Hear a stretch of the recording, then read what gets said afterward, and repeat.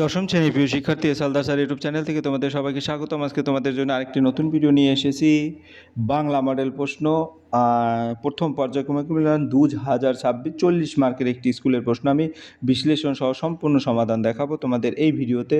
অনেকেই আছো বাংলা পড়ে যাও, কিন্তু বাংলার আসলে কীরকম প্রশ্ন আসবে, প্রশ্ন প্যাটার্নটা কীরকম সেটা জানো না। পরে দেখা যাচ্ছে অনেক পড়াশোনা করে থাকলেও বেশি পরীক্ষায় অ্যান্সার করতে পারো না, তাদের জন্য এই ভিডিওটি।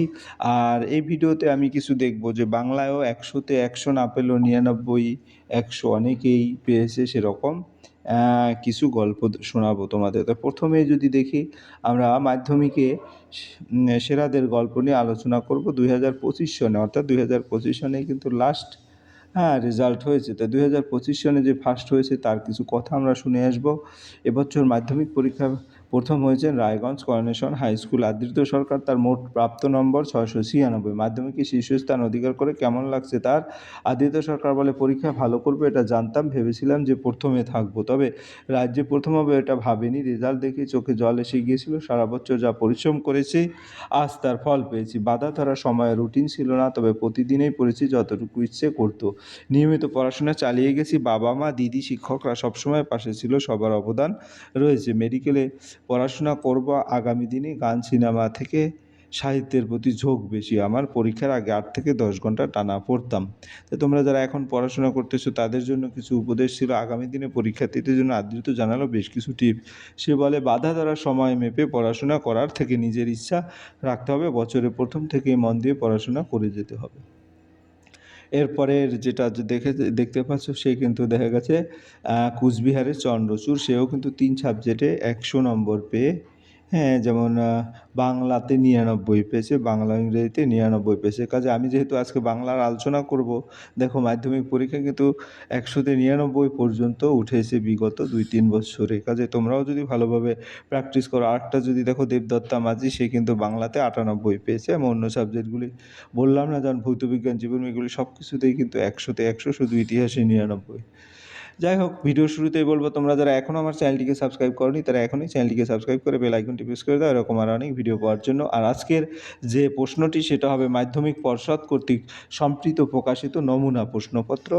সেই নমুনা প্রশ্নপত্রের উত্তরে আমি সমস্ত প্রশ্নের উত্তর দেখাবো। যেমন 1 নম্বরে এমসিকিউ, 2 নম্বরে 1 মার্কের প্রশ্ন, আর 3 নম্বরে হচ্ছে তোমার 3 মার্কের প্রশ্ন। তারপরে 4 নম্বর থেকে 5 মার্কের প্রশ্ন। কাজে প্রশ্নগুলো একটু লিখিত টাইপের, একটু বেশি বড়ই থাকবে। যাই হোক, এখন প্রথমে যদি দেখি, আমরা আলোচনা করব 1 নম্বরে। 1-এর 1 প্রশ্ন কি বলছে? তার আগে ঠিক উত্তরটি বেছে নিয়ে লেখো। বছরগুলো নেমে এলো তার মাথার উপর। বছরগুলো তার মাথার উপর নেমে এসেছিল বৃষ্টির মতো, রক্তের একটি কালো দাগের মতো, রক্তের এক আগ্নেয় পাহাড়ের মতো, নাকি পরপর পাথরের মতো? আমরা যদি উত্তরটা দেখি, এখানে উত্তর হবে পরপর পাথরের মতো, অর্থাৎ ঘ নম্বর। এখানে জীবনের কষ্ট, সময়ের ভার বোঝাতে পরপর পাথরের মতো উপমা ব্যবহার করা হয়েছে। এটি কঠিন ও ভারী অনুভূতির প্রকাশ। আমি প্রশ্নের পাশাপাশি কিছু বিশ্লেষণও দেখাবো। এরপরের প্রশ্ন, ছড়ানো রয়েছে কাছে দূরে। কাছে দূরে ছড়ানো রয়েছে, কি কাছে দূরে ছড়ানো রয়েছে? 2 নম্বর, ধস আমাদের শিশুদের সব, হিমানির বাত নাকি গিরিখাত? আমরা যদি উত্তর দেখি, উত্তর হবে আমাদের শিশুদের সব। বিশ্লেষণ যদি দেখি, কবিতায় যুদ্ধভাবী পর্যায়ের করুণ চিত্র ফুটিয়ে তুলতে শিশুদের মৃতদেহ ছড়িয়ে থাকার কথা বলা হয়েছে। এটি বেদনাময় চিত্রকল্প। এরপরের প্রশ্ন, 1-এর 3, তা ওরকম একটা লেখক মেশো থাকা মন্দ নয়, একথা বলেছিল তপনের ছোট মাসি, তপনের মেজো কাকু, তপনের বাবা, তপনের ছোট মামা। উত্তর হচ্ছে তপনের মেজো কাকু। তপনের মেজো কাকু এরকমের কথা বলেছিল। তারপরে আমরা যদি চলে যাই 4 নম্বর, আদিতে ফাউন্টেন পেনের নাম ছিল রিজার্ভার পেন, ঝর্ণা কলম, কুইল, বল পেন। আমরা যদি বলি এটা রিজার্ভার পেন।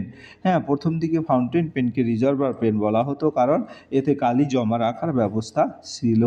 এরপরের প্রশ্ন, আমি ধোপাকে কাপড় দিলাম। তোমরা দাগাঙ্কিত যে রেখাটি আছে, ধোপাকে কাপড়, এটা কোনটা?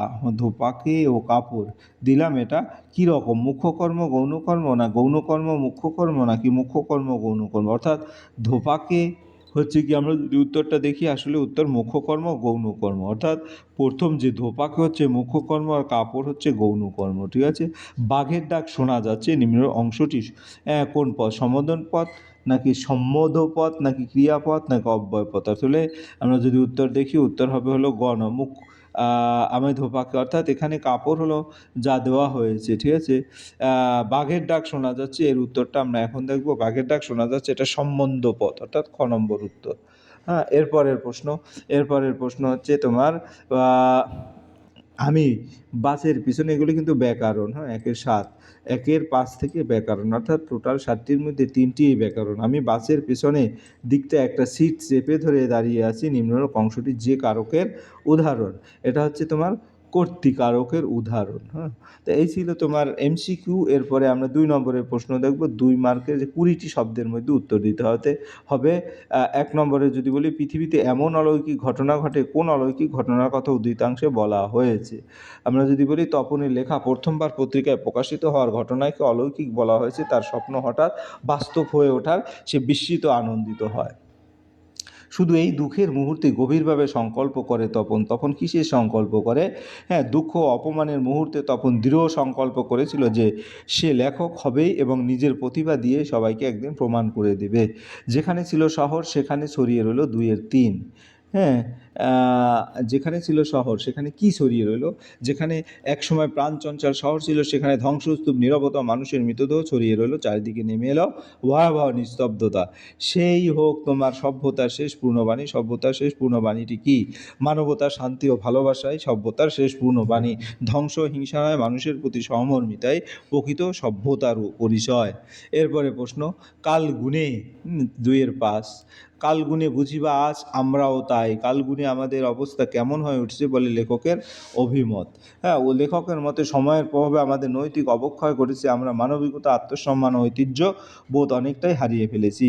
তারপর 2-6, তখন মনে কষ্ট হয় বই কি? কখন লেখকের মনে কষ্ট হয়? যখন সমাজে অন্যায়, অবিচার ও মানবিক মূল্যবোধের অবক্ষয় দেখা যায়, তখন লেখকের মনে গভীর কষ্ট ও হতাশা জন্মায়। এরপরে হলো একটি 2-7, 2-8, 2-9 এবং 2-10, এগুলি কিন্তু সব ব্যাকরণ। আগে ছিল 3টি প্রশ্ন, এবারে কিন্তু 4টি, অর্থাৎ টোটাল 4-3, 7 মার্ক কিন্তু ব্যাকরণের প্রশ্ন। একটি অনুসর্গ উল্লেখ করে বাক্যে সেটির ব্যবহার দেখাও। একটি অনুসর্গ বলতে, আমি স্কুলে গেলাম, এখানে এটা হচ্ছে অনুসর্গ, যা স্কুল শব্দের সঙ্গে যুক্ত হয়ে অধিকরণ অর্থে প্রকাশ করেছে। এবার নির্দেশক কাকে বলে? একটি উদাহরণ দাও। যে শব্দ দ্বারা নির্দিষ্ট ব্যক্তি, বস্তু বা স্থানকে চিহ্নিত করা হয় তাকে নির্দেশক বলে। উদাহরণ, এই বইটি আমার। এরপর 2-9 কি বলেছে? উদাহরণ সহ প্রযোজক কর্তা বিষয়টি বুঝিয়ে দাও। যে কর্তা নিজের কাজ না করে অন্যকে দিয়ে কাজ করায় তাকে প্রযোজক কর্তা বলে। উদাহরণ, মা আমাকে দিয়ে চিঠি লেখালেন, এখানে মা প্রযোজক কর্তা। 2-10, বাক্যে প্রয়োগ করে উদাহরণ দাও। সমধাতুজ কর্ম, ধাতু থেকে উৎপন্ন যে কর্মপদ ব্যবহৃত হয় তাকে সমধাতুজ কর্ম বলে। উদাহরণ, সে গান গায়, এখানে গান সমধাতুজ কর্ম। এরপরে আমরা চলে যাব পরের প্রশ্ন 3 নম্বর। বিকালে চায়ের টেবিলে উঠে কথা। বিকেলে চায়ের টেবিলে কোন প্রসঙ্গে আলোচনা হয়েছিল? তাহলে অসাপূর্ণ দেবীর লেখা জ্ঞানচক্ষু গল্পে বিকালের চায়ের টেবিলে মূলত তপনের লেখা গল্প সন্ধ্যা তারা পত্রিকায় ছাপানো প্রসঙ্গ নিয়ে আলোচনা হয়েছিল। নতুন মেসোমশাইয়ের সহায়তায় তপনের গল্প পত্রিকায় ছাপা হওয়ার পর সেই খবরটি চায়ের টেবিলে সবার মধ্যে আলোচিত হয়। মূল আলোচনা, গল্পের প্রকাশ।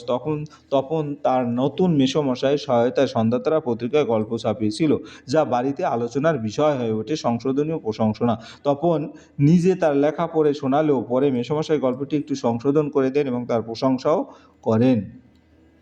এরপরে আমরা পরের প্রশ্ন দেখব 3-2 কি বলছে? আমাদের ইতিহাস নিয়ে উদিতাংশ তাৎপর্য উল্লেখ করো। আমাদের ইতিহাস নেই, এটা কবি শঙ্খ ঘোষের আয় আরও বেঁধে বেঁধে থাকি কবিতে উল্লেখিত আমাদের ইতিহাস নিয়ে উক্তিটি, হ্যাঁ, সাধারণ শোষিত প্রান্তিক মানুষের অস্তিত্বহীন প্রতীক। শক্তিশালী শাসক গোষ্ঠী বা ইতিহাস রচয়িতা আবার নিজেদের জয়গাথা লিখে রাখে। সাধারণ ত্যাগ ও যন্ত্রণা চিরকাল ইতিহাসের পাতায় উপেক্ষিত থেকে যায়।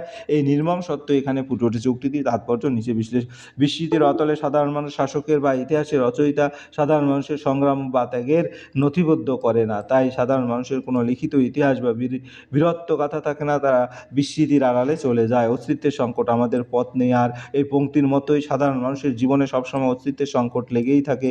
তাদের নিজস্ব কোনো পরিচয় বা গৌরব করার মতো কোনো অতীত যেন নেই। শোষণের দলিল, ক্ষমতাশালীরা নিজেদের ইতিহাস তৈরি করে, সাধারণ মানুষকে কেবল শোষণের বস্তু হিসেবে ব্যবহার করে। সাধারণ মানুষ আত্মবলিদান, দুঃখ, কষ্টে ইতিহাস থেকে হয়ে যায়। ঐক্যবদ্ধ থাকার আহ্বান মূল্যবান ইতিহাস না থাকার অর্থ হলো তাদের, এটা কিন্তু 5 মার্কের প্রশ্ন হিসাবে তোমরা উত্তর দিতে পারবে।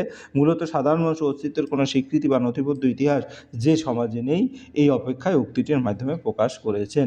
এরপর আমরা চলে যাব পরের প্রশ্ন। পরের প্রশ্ন হচ্ছে, তবে তো আয় আরও বেঁধে বেঁধে থাকি কাদের প্রতি কবির না, তারপরে যে প্রশ্ন, চিরচিহ্ন দিয়েছি তোমায় অপমানিত ইতিহাস। ইতিহাস কিভাবে অপমানিত হয়েছিল তা বুঝিয়ে দাও। ছায়াবৃত্ত, ছায়াবৃত্ত বলার কারণ কি, তার সম্পর্কে কি বলেছেন, সংক্ষেপে লেখো। বিশ্বকবি রবীন্দ্রনাথ ঠাকুরের পত্রপুর কাব্যগ্রন্থের 2য় সংস্করণ থেকে আফ্রিকা কবিতার আফ্রিকা ছায়াবৃত্ত বলা হয়েছে। ছায়াবৃত্ত কথার অর্থ হলো ছায়া দ্বারা আবৃত সংশ্লিষ্ট নগ্ন থেকে। আফ্রিকা ছিল সুগভীর অরণ্যে পরিপূর্ণ। এই অরণ্য ভেদ করে সূর্যালোক ভূমি স্পর্শ করতে পারে না। কবি তাই এই অরণ্যকে ছায়াবৃত্ত বলেছেন। ছায়াবৃত্ত আফ্রিকা উন্নত বিশ্বের উন্মাসিকতার আত্মগোপন করেছিল। কালো ঘোমটার আড়ালে ডার্ক কন্টেন্ট বলে আফ্রিকা পরিচিত ছিল পাশ্চাত্য দুনিয়ায়। এরকম করে বেশ কিছু পড়া তোমরা লিখবে। দস্যু ও পায়ের কাটা মারা, জুতোর তলায় বিভৎস কাদের পিণ্ড, চিরচিহ্ন দিয়ে গেল তোমার অপমানিত ইতিহাস। ছায়াবৃত্ত আফ্রিকা জাতীয় আত্মসম্মান হারিয়ে লুণ্ঠিত ও কাঙালিনীতে পরিণত হয়। এরপর আমরা চলে যাব 4-এর। আর সেই মেয়েটি আমার অপেক্ষায়, কোন মেয়েটির কথা এখানে বলা হয়েছে, কোন পরিস্থিতি সে অপেক্ষা করছে। আর সেই মেয়েটি আমার অপেক্ষায়, মেয়েটি কে, অপেক্ষা করে কেন। পাবলা নিরোদা অসুখী একজন কবিতায় সেই মেয়েটি হলো কথকের প্রিয়তমা, যাকে রেখে কবি বহু দূরে চলে গিয়েছেন। কবি আর ফিরে আসবে না একথা তার প্রিয়তমা জানতো না। তার অপেক্ষার বোঝা গভীর থেকে গভীরতর হলেও সে ভেঙে পড়েনি। এই মেয়েটিকে ধ্বংস যেন স্পর্শ করতে পারে না। মৃত্যু, যুদ্ধ, হিংসা, দাঙ্গার স্পর্শ পেরিয়েও তাই সে অমলিন থাকে, কারণ ভালোবাসার কখনো মৃত্যু হয় না। সে সময়ান্তরে অপেক্ষা করে বয়ে চলে নিজস্ব ধারায়। এরপরের প্রশ্ন হচ্ছে তোমার হলো, তবে তপনের এই বা লেখক হতে বাধা কি, লেখক হতে আপনার বাধা নেই কেন। প্রথম গল্প, লেখা গল্প ছাপা হওয়ার পর তার কি অভিজ্ঞতা, কি আশাপূর্ণ দেবী জ্ঞানচক্ষু গল্পে তপনের লেখক হওয়ার মূল বাধা ছিল তার নিজের অহেতুক ভয়, হীনমন্যতা, ধারণা যে লেখকরা সাধারণ মানুষ নন। প্রথমে গল্পে প্রকাশের পর চরম অপমান, হতাশা অনুভব করে, কারণ তার মেসোমশাই গল্পটি কারেকশনের নামে নিজের নাম ছাপিয়েছিলেন, যা তপনের ভুল ভেঙে তাকে আত্মনির্ভরতার পথে নিয়ে যায়। তপনের লেখক হওয়ার বাধা কী ছিল, ভুল ধারণা। তখন মনে করত লেখক বা কবিরা বুঝি সাধারণ মানুষ নন, অন্য জগতের জীব। হীনমন্যতা, তার মেসোমশাইকে দেখে সে ভেবেছিল সাধারণ মানুষের লেখক হওয়ার সম্ভাবনা নয়। আত্মবিশ্বাসের অভাব, নিজের লেখার উপর তার ভরসা ছিল না। সে মনে করত নিজের লেখা মেসোমশাইয়ের মতোই হবে না। প্রথম গল্প প্রকাশের পর তার অভিজ্ঞতা, উচ্ছ্বাস ও ভয়। নিজের লেখা সন্ধ্যাতারা পত্রিকায় প্রকাশিত হওয়ার পর খবর শুনে প্রথম উল্লাসে বুক ছলকে উঠলেও পরে মেসোমশাই কারসাজি দেখে তার গায়ে কাঁটা দিয়ে ওঠে। অপমান ও বাস্তবতা, যখন সে পড়তে পারে যে তার গল্পটি আদ্যপন্ত মেসোমশাই কারেকশন করেছেন এবং আদ্যতে তা মেসোমশাইয়ের লেখা, তখন সে অপমানিত বোধ করেন। জ্ঞানচক্ষু উন্মীলন, তখন বুঝতে পারে নিজের লেখা গল্প না ছাপা হলে তার আসল মূল্য বোঝা যাবে না। সে সুদৃঢ় প্রতিজ্ঞা করে যে প্রয়োজনে মেসোমশাইয়ের বাড়িতে গল্প নিয়ে যাবে না, তবু নিজের চেষ্টায় লেখক হবে। তারপরে আমার পরের প্রশ্ন 5-এর আগ।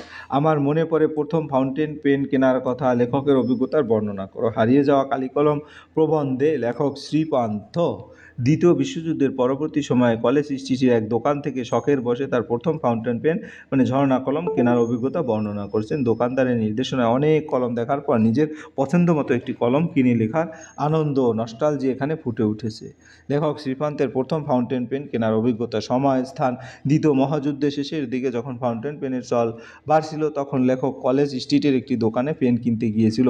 দোকানদারের ভূমিকা, দোকানদার জানতে চেয়েছিলেন তিনি কী ধরনের পেন চান। তারপর লেখক অজস্র পেন দেখিয়েছিলেন, যার মধ্যে কিছু ছিল বিদেশি পেন। নির্বাচন, অনেক দেখার পর একটি পেন পছন্দ করেন, তিনি কিনেছিলেন। এই স্মৃতি লেখকের কাছে অত্যন্ত আনন্দের ও আবেগের।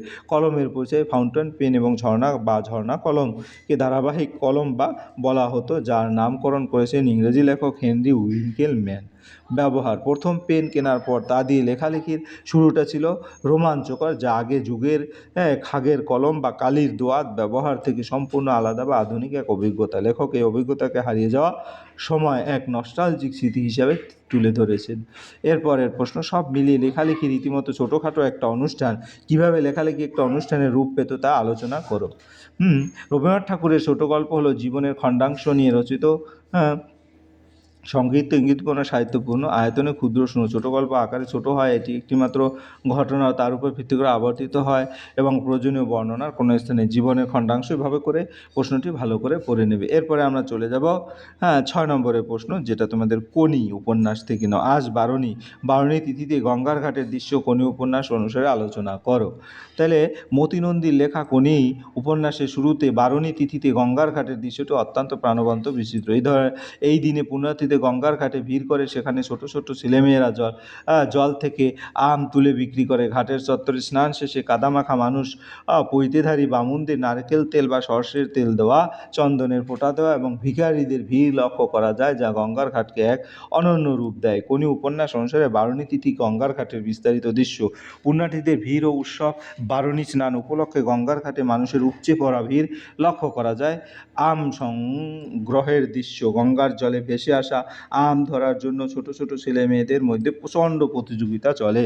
ঘাটের পরিবেশ। স্নান করে পুণ্যাতিথিরা কাদা মেখে উঠে আসছে, আর ঘাটের উপর পৈতেধারী বামুনেরা অর্থের বিনিময়ে নারকেল তেল বা সর্ষের তেল দিচ্ছে, কপালে চন্দনের ফোঁটা এঁকে দিচ্ছে। ব্যস্ততা। স্নান শেষে সাধারণ মানুষ ওল, থোর বা কমলালেবু কিনে রোদে তেতো ওঠা রাস্তার তাড়াতাড়ি বাড়ি ফেরার জন্য ব্যস্ত হয়ে ওঠে। এই দৃশ্যটি উপন্যাসের শরীরে একটি খাঁটি উৎসব মুখর বাঙালি সংস্কৃতির চিত্র তুলে ধরে। এরপরের প্রশ্ন, আমার বিরুদ্ধে চার্জগুলি স্পষ্ট করে চিঠিতে বলা নেই, সেগুলো জানতে চাই। বক্তাকে তার বিরুদ্ধে চার্জ এবং তার জবাব তিনি কিভাবে দিয়েছিলেন। মতি নন্দীর লেখা কোনি উপন্যাস থেকে নেওয়ার অংশে বক্তা হলেন সাঁতার প্রশিক্ষক ক্ষিতিশ সিংহ, মানে খিদ্দা। জুপিটার সুইমিং ক্লাবের সবার চিঠিতে তার বিরুদ্ধে আনীত অভিযোগ বা চার্জ স্পষ্ট ছিল না, তাই তিনি তা জানতে চেয়েছেন। চার্জ ও জবাব। চার্জ ক্ষিতীশবাবুর বিরুদ্ধে মূল অভিযোগ ছিল তিনি নিজের মতো করে ক্লাব চালাচ্ছেন, ক্লাব নির্দেশিত সাঁতারুদের তৈরি না করে কোনিকে, একটি মেয়ে আর কি, বেশি গুরুত্ব দিচ্ছেন এবং ক্লাবের স্বার্থের বিরুদ্ধে কাজ করেছেন। জবাবে ক্ষিতীশবাবু কোনো আত্মপক্ষ সমর্থন করেনি, উল্টে তিনি আক্রমণাত্মক হয়ে জানান যে তিনি কি করেছেন তিনি নিজেই জানেন। ক্লাব স্বার্থ, দলীয় রাজনীতি ও নোংরামি নিয়ে তার কোনো আগ্রহ নেই। তিনি স্পষ্ট বুঝিয়ে দেন যে তিনি কাজের মানুষ, তাই কোনো নির্দিষ্ট চার্জ না থাকলে তিনি অভিযোগের ভিত্তিহীন ব্যাখ্যা দিতে নারাজ। তিনি ক্লাব কর্তৃপক্ষের কাছে চশমা চোখে দিয়ে দৃঢ়তার জানতে চেয়েছিলেন ঠিক কী অভিযোগ তার বিরুদ্ধে আনা হয়েছে, কারণ তিনি মনে করতেন যে তাকে অযথা অপদস্থ করার চেষ্টা করা হচ্ছে। সর্বশেষ যে প্রশ্নটি, চলতি গদ্যে অনুবাদ করো। The peacock is first seen, অর্থাৎ বঙ্গ অনুবাদ, যেটা একটা 4 মার্কের প্রশ্ন আছে। On the funeral urns of Harappa. আমরা যদি বাংলা মানে দেখি, সেটা হচ্ছে ময়ূরকে প্রথম দেখা যায় হরপ্পার অন্ত্যেষ্টিক্রিয়ার পাত্রে। তারপরে দি ডেড ম্যানস স্পিরিট অর তোমার সূক্ষ্ম শরীর is depreciated horizontally placed in the belly of the peacock, which these birds are supposed to transport to the other world. মৃত মানুষের আত্মা বা সূক্ষ্ম শরীরকে ময়ূরের পেটের মধ্যে অনুভূমিকভাবে স্থাপন করে অবস্থায় দেখানো হয়েছে। তারপরে বিশ্বাস করা হতো এই পাখিরাই শেষ আত্মাকে পরলোকে পৌঁছে দেয়। এই ছিল তোমার বাংলা মানে। আশা করি ভিডিওটি যদি মনোযোগ সহকারে দেখো, যেমন প্রশ্ন সম্পর্কে পূর্ণাঙ্গ একটা আইডিয়া হবে, কারণ এই প্রশ্নটা কিন্তু মধ্যশিক্ষা পর্ষদ কর্তৃক সম্প্রীত প্রকাশিত নমুনা প্রশ্নপত্র, এবং এই প্রশ্নপত্রের সম্পূর্ণ উত্তর, বিশেষ করে বাংলা প্রশ্ন, এমসিকিউ, ব্যাকরণ, সমস্ত প্রশ্নের উত্তরে আমি এই ভিডিওর মাধ্যমে দিয়ে দিয়েছি। পরিশেষে বলবো, ভিডিওটি দেখার জন্য অসংখ্য ধন্যবাদ। ভিডিওটি ভালো লাগলে লাইক, কমেন্ট, শেয়ার করতে ভুলবে না। আজ এই পর্যন্তই। ধন্যবাদ সবাইকে।